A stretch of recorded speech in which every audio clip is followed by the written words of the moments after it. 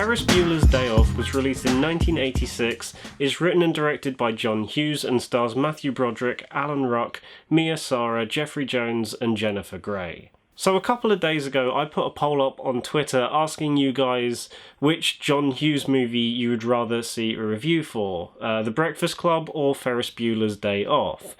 And in all fairness, this would be a win-win scenario either way, in my opinion, because I love both movies equally, so no matter what movie ended up winning, I would love talking about it anyway. But you guys voted, and the winner ended up being Ferris Bueller's Day Off, and I'm quite glad you guys chose this as the movie you wanted to see being reviewed.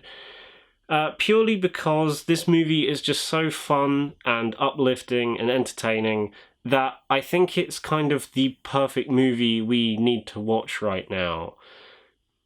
Even though everything Ferris does in the movie just makes you want to go outside more, the general tone of the movie I feel like is perfect viewing for these very strange times where we're all stuck inside and maybe feeling a bit down. I feel like we all need an uplifting, fun, light-hearted movie such as Ferris Bueller's Day Off. First of all, the biggest thing this movie does right, outside of John Hughes' brilliant writing, is the performances. Specifically, the three main leads of the movie. Matthew Broderick as Ferris Bueller, Alan Ruck as Cameron Fry, and Mia Sara as Sloane, Ferris's girlfriend. That triple combo, those main three actors that basically drive the movie forward, work brilliantly together. My favourite of the bunch is Alan Ruck as Cameron Fry.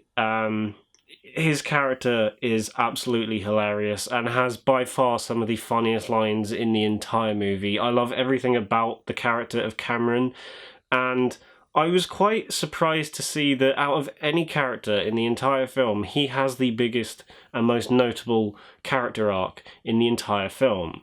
He starts off as a very uptight and anxious person, but then by the end of the movie, that is entirely flipped and he just does not give a crap anymore. And it's really lovely to see that progress throughout the film very naturally as well. It doesn't feel forced in any particular way, even though there are some points in the movie that are kind of exaggerated for a specific reason.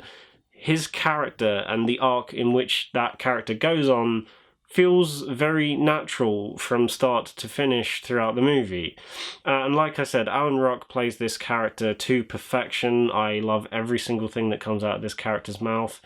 And even when he's not talking, he's absolutely hilarious. For example, there's like a good 5-minute to 10-minute chunk of the movie where Cameron is just catatonic, or appears to be catatonic, and it's bloody funny, and leads to some very funny moments, specifically in a pool, that are quite nice to see and are just genuinely funny.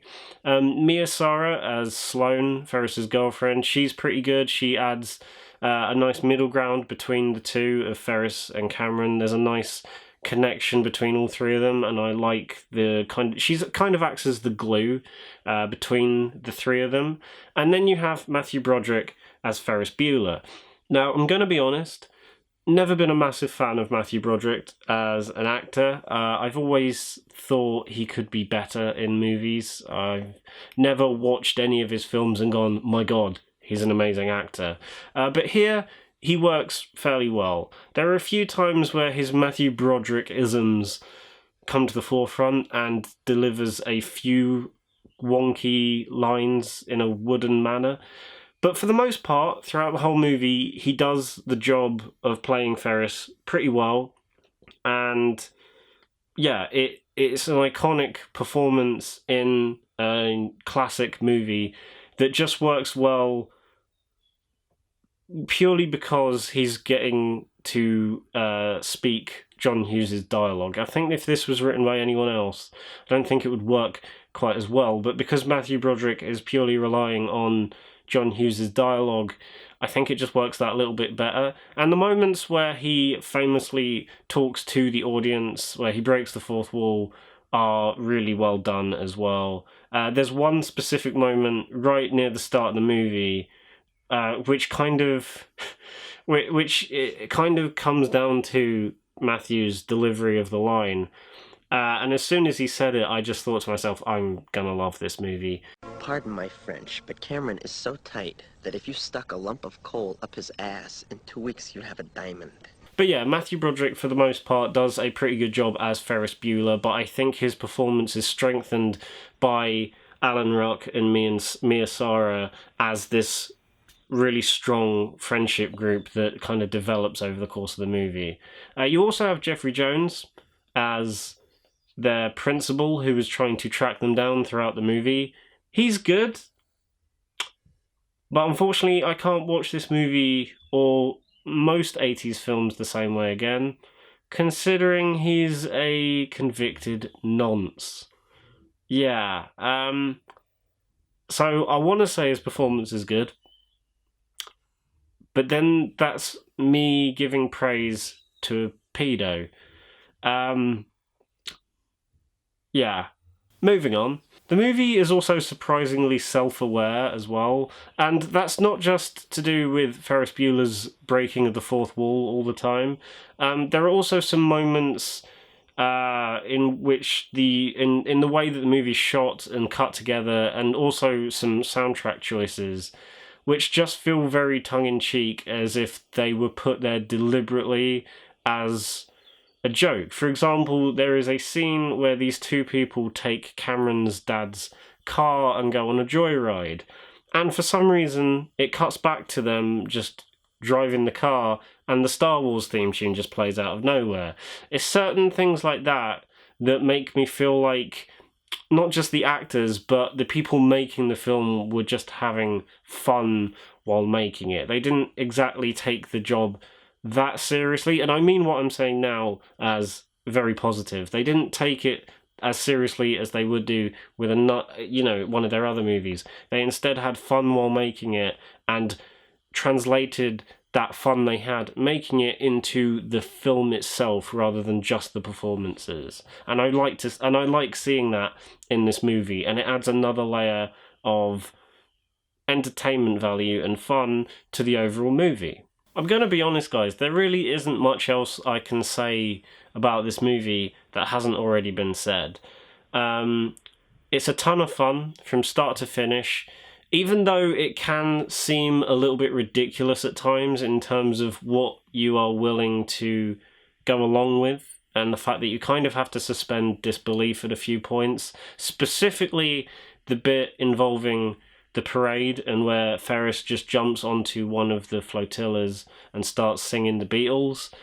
That scene, though it is iconic, you do kind of have to suspend disbelief for that scene to work. And at the end of the day, if you're going to nitpick a movie like this, then you're kind of looking at the movie wrong. Yeah, you could critique and pick apart this movie for days on end, but you're kind of defeating the purpose of the film. It's just a full-on, fun and entertaining joyride of a movie that is not taking itself seriously, therefore you don't need to take it that seriously yourself as a viewer. The performances all work well for the sake of the movie, the soundtrack is iconic as all hell, and it's quotable from scene to scene. I genuinely don't know what else to say about this movie, but yeah, this is one of John Hughes' best movies in my opinion, up there with the likes of the original Home Alone and The Breakfast Club, which is why I'm going to give Ferris Bueller's Day Off a 9 out of 10. This is the perfect movie for a situation like this. We're all kind of a bit down at the moment, or at least most of us are anyway, and I feel like a fun, entertaining, joyful movie such as this is perfect viewing for times like these. So guys, that was my review of Ferris Bueller's Day Off. I hope you enjoyed it. And remember, if there is any movie you want me to review, then put it down in the comments below. I may not necessarily get to it, but I will try my best if you have anything specific you want me to look at. So yeah, If you enjoyed the video, then give it a thumbs up and subscribe to the channel if you haven't done so already. Bye.